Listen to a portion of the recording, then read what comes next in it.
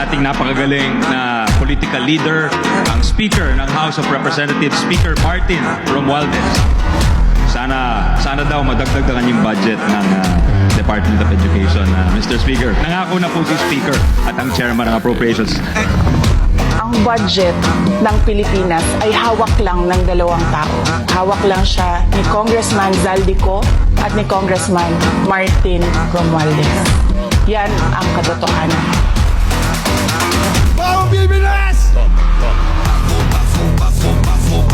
Bakit pa tayo mag-question and answer dito para atakihin niyo ako? Ang masusunod lang naman sa budget, dalawang tao lang.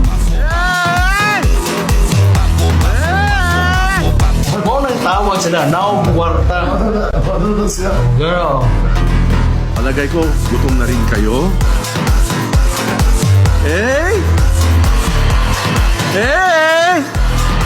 Madam Vice President, it seems that there's this great plan against you talaga to destroy you. Narinig din namin na merong defunding.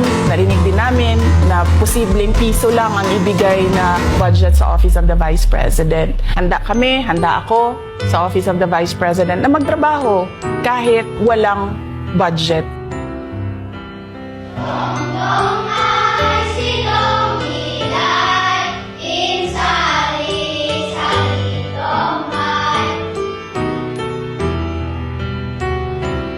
Masasabi ko sa mga katulad ninyo na alam mo yung feeling na hindi ka maaabot, yung feeling na ang layo-layo mo tapos narinig namin na si OVP pupunta dito.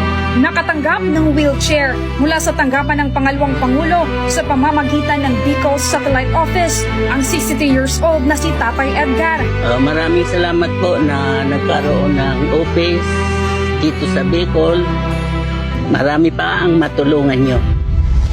Sa kabuuan, 100 na mga wheelchair na ipinamahagi sa Albay, Camarines Norte, Camarines Sur, Catanduanes, Masbate at Sorsogon.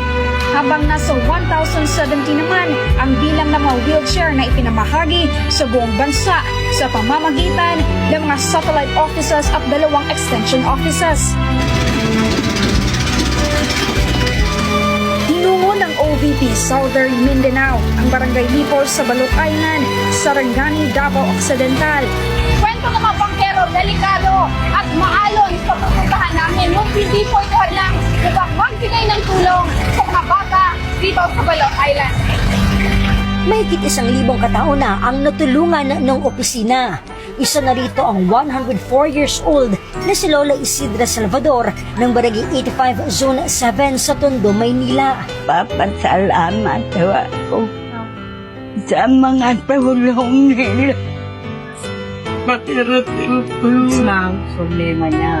Mahal ko siya. Noong buwan ng Marso, naitala ang ika-1 milyon na pasahero sa Liping Sakay program ng Office of the Vice President upang masiguro ang kaligtasan ng bawat pasaherong sasakay. Sa OVP bus, mayroong closed circuit television o CCTV ang loob ng bus. Maliban sa mga pasahero, naging daan din ang programa upang makapagbigay ng trabaho sa mga nangangailangan